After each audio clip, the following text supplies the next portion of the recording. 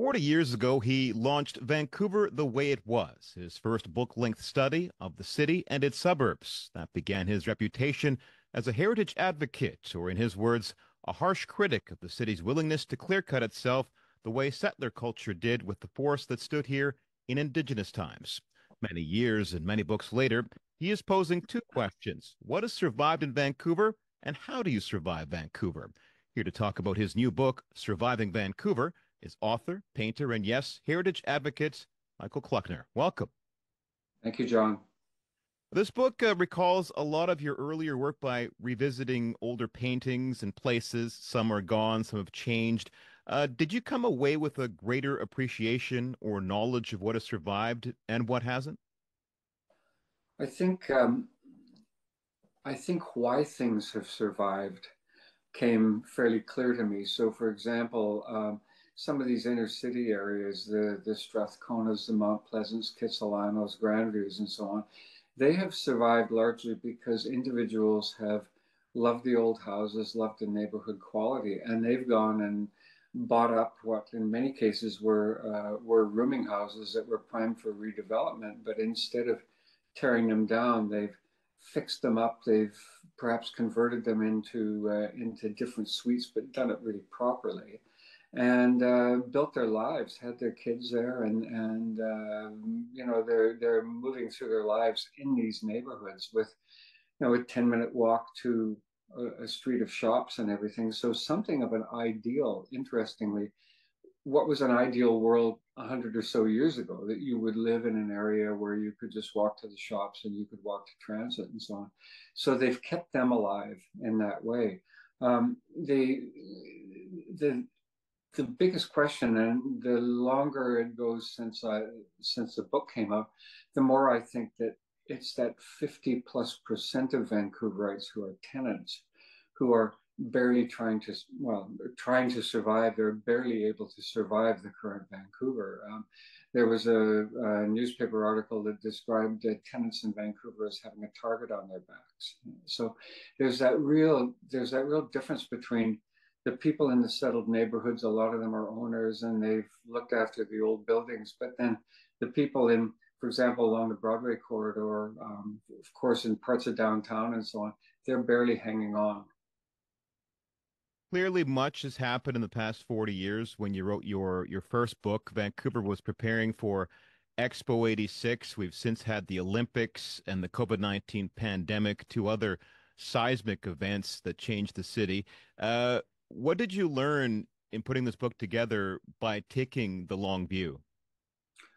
Um, really, what has happened to an economy here that was in the early 1980s, for better or for worse, where the money that was building Vancouver and was sustaining Vancouver was money that was made in the local economy. So I mean by local, I mean British Columbia economy. So at that time, it was the forest industry. There were fisheries, these sorts of things. A lot of it resource industry stuff. Now, what we find in Vancouver is that the city is ruled by money that is made in the world economy and is being brought here. And I'm not the only one to speak about this, but it's that you could almost call it a colonialism 2.0 of people coming here as if no one lives here and taking it over. And so this has created this harshly stratified world that we live in now in Vancouver.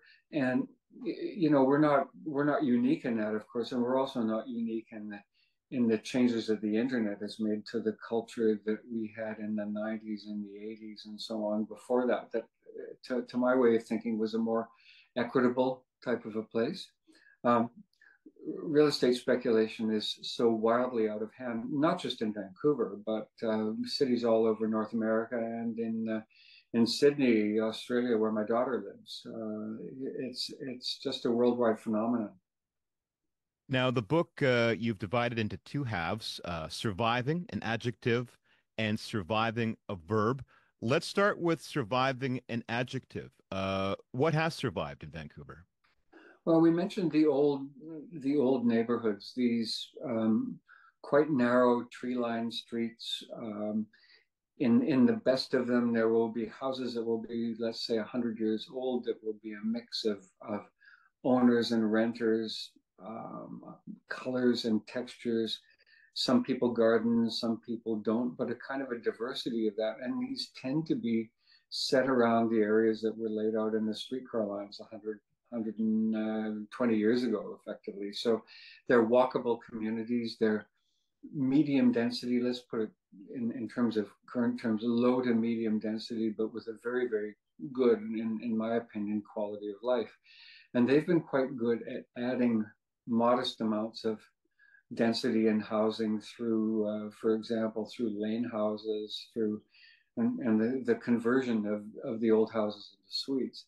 Um, so those are the main ones that have survived. And up until now, I guess you would say that the apartment areas, the Fairviews, the Mount Pleasants, and so on, Kerrisdales, and so on, they've survived really quite well. And but now there's this immense pressure that is coming on from not only from the city level of government, but now from the provincial level of government to rezone and upzone and build with the idea that you can somehow build affordable housing. I mean, that to me is an oxymoron. You don't build affordable housing, you maintain affordable housing that you have. And then you build other housing in areas that sort of spreads the development and the density around more equitably in the city. So that would be, my idea of what survived. And I suppose also you would say, well, surviving in terms of parts of the old downtown. I think of Pender Street, well, Gastown up to a point. These places have survived too. So there's still a little bit of a sense of this not just being a brand new glassy city. And you touched upon this just now, but what hasn't survived or what is in danger of not surviving? Well, I think the apartment areas, the affordable apartment areas in Vancouver, and particularly the one that's so much in the news is along the Broadway corridor, where they are building at just an immense cost a subway to create a second downtown, as they would say for Vancouver. And not that why we need a second downtown when you're seeing all these things of office buildings being converted into hotels now. And also just the need or the desire, I think, on a lot of other municipalities to have more jobs and to become more complete communities. But Vancouver seems to want it all, and to somehow or another hang on to that. And yet, the population of it, for all the building that's going on, the real stable population of people who are living here and working here doesn't seem to be increasing at any rate at all. Now, given the scarcity of land and the lack of affordable housing, it's become fashionable in some circles back at heritage preservation. What do you say to that? Uh, yeah, I know I would say, when you go on holidays, would you rather go to a Paris, a Barcelona, or a Kuala Lumpur, or a Singapore? And probably people would say, oh, no, Paris or Barcelona, they're so historic. They're so got all these layers on the landscape. And that's the problem with a place like Vancouver, is that it's a boom town and it keeps clear cutting itself. As I mentioned in the introduction, that people don't have any sense. They say, well, as long as you can see the mountains, and of course that's now become a bit of a joke with the view corridors being abandoned. As long as you can see the mountains, well, we have this beautiful setting. So what does it matter what the buildings look like? Well, I say buildings have layers, and things don't get old unless you look after them when they're relatively new. And also, talking to if you were talking to somebody from Montreal or from London or Paris or something, you would say, well, okay, we do history here in dog years. Something's 50 years old, we go, whoa, that's pretty old. And then 100 years old, oh, it's just huge. But regardless of it, these buildings and these neighborhoods will evolve slowly if we look after them. And in my opinion, we'll have a more complete city and a livable city. And I think that you can see that the people who agree with me are the people who are buying up and moving into areas like in my neighborhood in Grandview. You're getting young families moving in here. Now, admittedly, it's not terrifically affordable, but not much of Vancouver is. Well, as you put it in the book, and I really like this line, mature cities have layers of different landscapes that tell stories. The new Vancouver is a general infant of little character and architectural merit that is doing little for the poor. It certainly is doing little for the poor, and then that's a segue into the surviving as a verb. How do you survive Vancouver?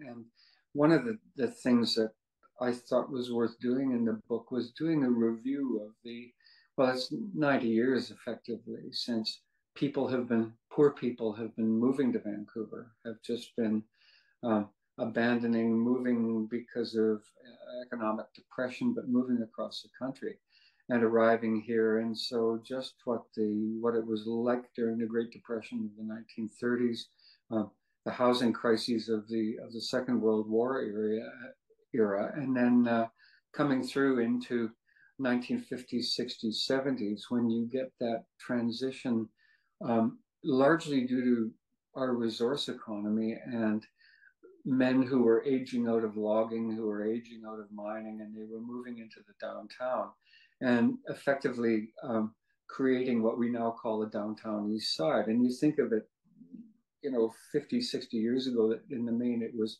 the downtown east side.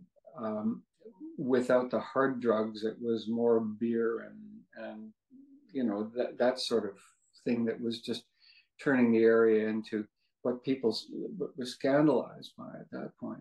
But then since then, since the 70s, and I think also the closure of Riverview Mental Hospital, and then the increasing psychosis of people from various drugs and various problems, and then the huge number of men who just have lost their way and are moving in, and quoting statistics of I think it's 80% of the drug deaths are working age, and 80% of them are men. And a lot of these are people injured and then addicted to opioids, and then going onto the street for drugs and dying at a rate that is just it's just a scandal. Well, that's just one aspect of surviving a verb. You have like 4 points here. One of them is the surviving in one form is the ability to draw from the bank of mom and dad to Yeah. afford a down payment on a home. For others, it Mm-hmm. means moving into the suburbs, or how far you can afford to move out, or how far do you drive away from Vancouver until you can Yeah. live in a suburb. Yeah. For others, it's living in a van or a motorhome. And then for retirees, it means moving to the east side of Vancouver Island, the Gulf Islands, or the Okanagan, turning what used to be cabins or summer places into permanent homes. So Yeah. there's a lot of surviving, a lot of ways of surviving Vancouver, as you lay out. Yeah, yeah, and and I think for younger people, it's that if you were successful at choosing your parents so that you could draw on the bank of mom and dad, it just points to the way that the inequality in our society is being baked in generation over generation, compared with, say, 50 years ago, where you could come out, go to university, pick up a house. I mean, it might be a Burnaby or a South Vancouver house, but some affordable little place, and and get your life going. Whereas now, if you don't have that pool of capital that you can draw on, so it's that inequality. And I mean, one of the things I don't I think I did mention this in the book is it's just over 50 years since your principal residence became tax free at the time that you sold it. And so that allowed the people who had a principal residence to accrue capital and accumulate it and then pass it on. Um, the other thing, and of course, if you go to Sunshine Coast or east side of Vancouver Island or Gulf Islands you're referring to, it's like time travel.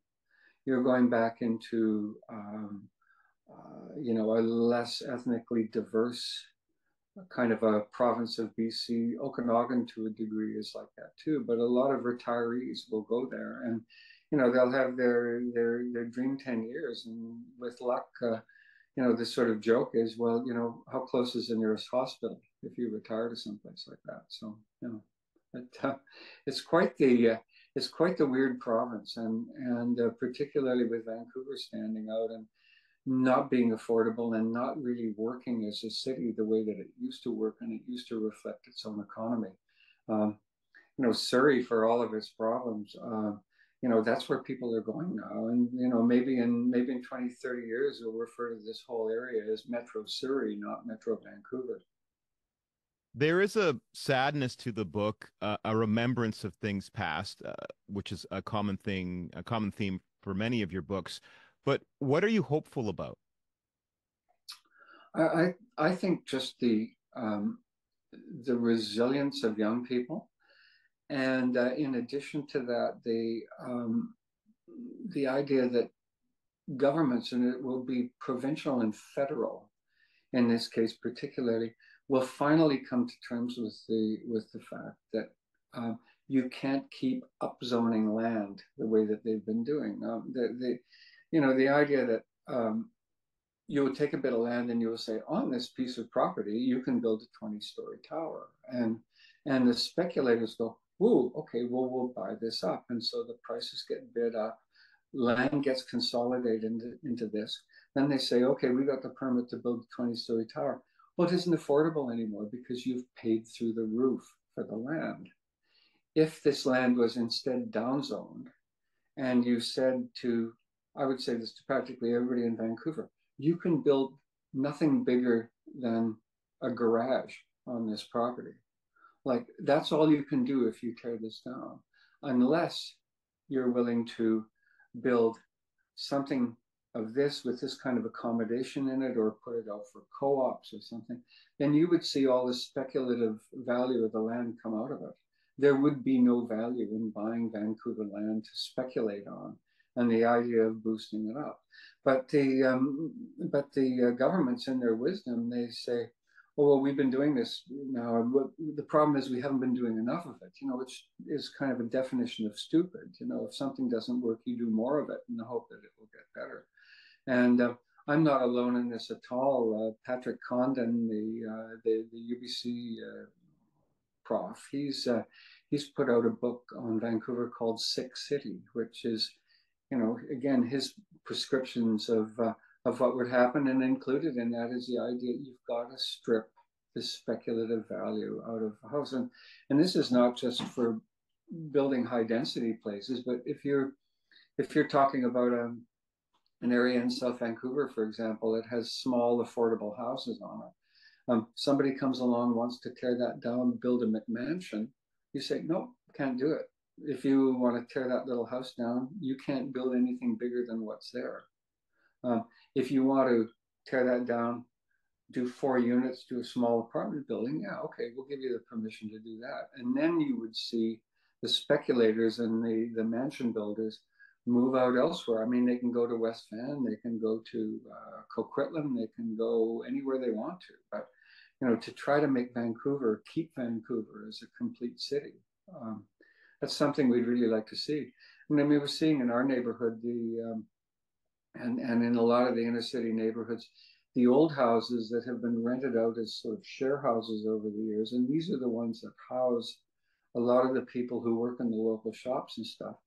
They're just being converted into bigger and bigger places for more privileged families. And so the people who are working in Vancouver have ever longer commutes. Their quality of life just goes, just down the drain. Anyway, I'm beginning to rant here. Okay, well, we'll wrap it up with this then. What do you hope people take away from the book, and what is the message then of surviving Vancouver? Um, Message is we are in danger of losing what was looking in the 1990s to be a kind of a complete city, one with these layers on the landscape, one with a sense of its own history. Um, we were adding in the 1990s and the early 2000s the beginnings of a real Indigenous sort of artwork presence coming into the city. Now that's staying pretty well.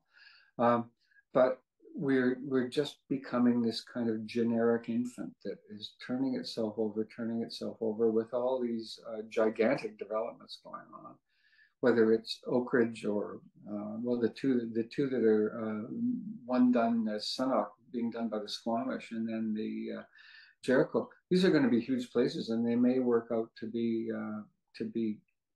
fairly good. and they're accommodation for a certain type of person, but we're losing the family housing. We're losing that ability of people to come here and to to raise families and have a kind of a complete life in the city, which I think is the essential nature of living in a city. If your way of surviving this means you got to get out of town, then that's not, to me, a successful city. And you put it at the end, perhaps it's better we say to ourselves to stay in the city and work to make it a better place. And you believe that. Yes, I do believe that. Yeah, I don't want to be one of the ball cap wearing retirees over on the east side of Vancouver Island and complaining about how things used to be better. I'd rather stay here and work and try to make this city better and make it continue on being a lovely place. The name of the book is Surviving Vancouver. It's available from Midtown Press. My thanks to author Michael Kluckner. Thank you, John.